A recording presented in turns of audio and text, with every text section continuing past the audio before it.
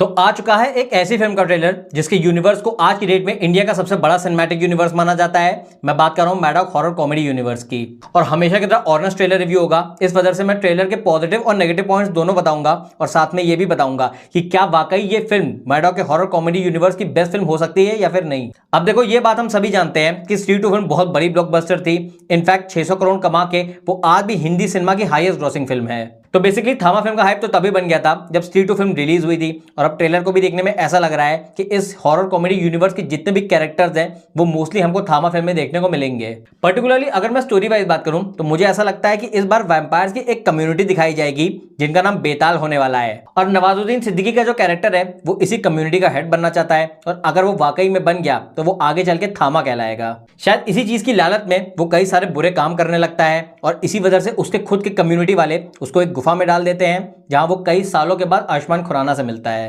अब प्रोबेबली ये time leap काफी लंबा होने वाला है, विद क्लियरली डिपिक्ट्स कि ये फिल्म शायद से पुनर्जन्म की होगी जिसमें हमको आयुष्मान खुराना का डबल रोल देखने को मिलेगा। यानी आई पर्सनली फील कि आयुष्मान खुराना का ही कैरेक्टर नवाजुद्दीन सिद्दीकी से लड़ेगा और उसके बाद उसको उस गुफा में डलवाएगा, और उसके कई 100 सालों बाद जब आयुष्मान खुराना का पुनर्जन्म होगा तब वो जाके दोबारा शायद सेम नवाजुद्दीन सिद्दीकी के कैरेक्टर से मिलेगा, जिसके बाद शायद नवाज का कैरेक्टर उस गुफा से आजाद हो जाएगा। जिसके बाद आई गेस फिल्म प्रोसीड करेगी और हमें दिखाई जाएगी आयुष्मान खुराना और रश्मिका मंदाना की लव स्टोरी, और उसके बाद जो अल्टीमेट क्लैश होगा वो फिर से आयुष्मान खुराना और नवाजुद्दीन सिद्दीकी के बीच होने वाला है। तो बेसिकली एज ऑफ नाउ हमको स्टोरी का बेसिक क्रक्स तो मिल गया है, लेकिन इस स्टोरी को किस तरीके से प्रेजेंट किया जाता है काफी सारे फन एलिमेंट्स और कॉमेडी के साथ वो देखना काफी ज्यादा इंटरेस्टिंग होगा। स्पेशली अगर आपने हॉरर कॉमेडी यूनिवर्स का ट्रैक रिकॉर्ड देखा हो तो आपने एक बात नोटिस की होगी कि ये कहने को तो हॉरर कॉमेडी है, लेकिन इसमें हॉरर सिर्फ 10% होता है और 90% कॉमेडी भरी होती है, और इसी वजह से इस यूनिवर्स की जितनी भी फिल्में हैं उसको काफी ज्यादा फैमिली फ्रेंडली माना जाता है। शायद यही रीजन है कि इस यूनिवर्स की जो चारों फिल्में आई हैं उन सभी ने बॉक्स ऑफिस पे काफी डिसेंट बिजनेस किया है,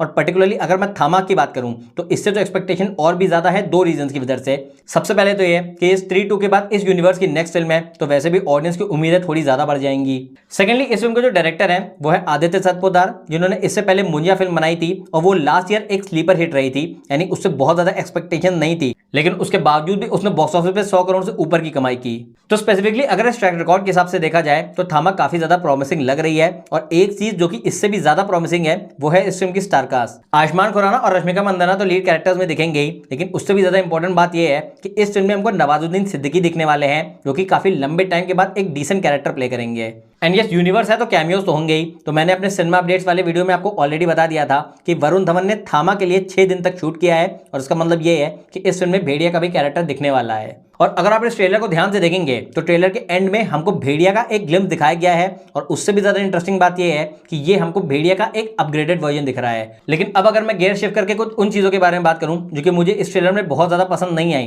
तो सबसे पहली चीज तो ये है कि इस पूरे ट्रेलर का जो फील है वो तो कॉमेडी है, लेकिन ट्रेलर में ऐसी एक भी पंचलाइन नहीं है जिसको सुन के मुझे हंसी आई हो। आई मीन कॉमेडी बहुत ज़्यादा सब्जेक्टिव तो होती है, ये बात तो हम सभी करते हैं, लेकिन पर्टिकुलरली अगर मैं स्त्री 2 की कॉमेडी की बात करूं तो वो काफ़ी ज़्यादा आउटस्टैंडिंग थी, और शायद यही रीज़न था कि स्त्री 2 के फुटफॉल भी बहुत ज़्यादा थे और काफ़ी लोगों ने उस फिल्म को 2 या फिर 3 बार थिएटर्स में देखा। बट पर्सनली बताऊं तो ट्रेलर में मुझे कॉमेडी बिल्कुल भी लैंड करती हुई नहीं दिखाई दे रही है। इनफैक्ट अगर मैं नवाजुद्दीन सिद्दीकी के कैरेक्टर की बात करूं तो भले ही वो फिल्म में विलन बने हैं, लेकिन उनका कैरेक्टर भी कॉमिकल लग रहा है, और वो मेरे पर्सनल टेस्ट के हिसाब से बहुत अच्छी चीज़ नहीं थी, क्योंकि अगर आप अपनी फिल्म में कोई विलन दिखा रहे हैं तो एटलीस्ट वो थोड़ा बहुत मेनिसिंग तो दिखना चाहिए। लेकिन वहीं अगर आप इस ट्रेलर को ध्यान से देखेंगे तो नवाजुद्दीन सिद्दीकी का कैरेक्टर एक जोकर जैसा लग रहा है। जिसके बाद सेकंड कंप्लेंट मेरी ट्रेलर से ये है कि एज अ सेट ये स्त्री 2 के बाद इस यूनिवर्स की नेक्स्ट फिल्म थी, तो मेरी ट्रेलर से एक्सपेक्टेशन बहुत ज्यादा थी, लेकिन अब ट्रेलर को देखने के बाद मुझे ऐसी वाइब आ रही है कि ये एक good one time watch film होगी, लेकिन बहुत ज्यादा माइंड ब्लोइंग या फिर एक्स्ट्राऑर्डिनरी वाली वाइब मुझे नहीं आ रही है। इनफैक्ट आदित्य सतपोदार की जो लास्ट फिल्म थी यानी मुंजिया, वो भी मुझे एक गुड वन टाइम वॉच ही लगी थी,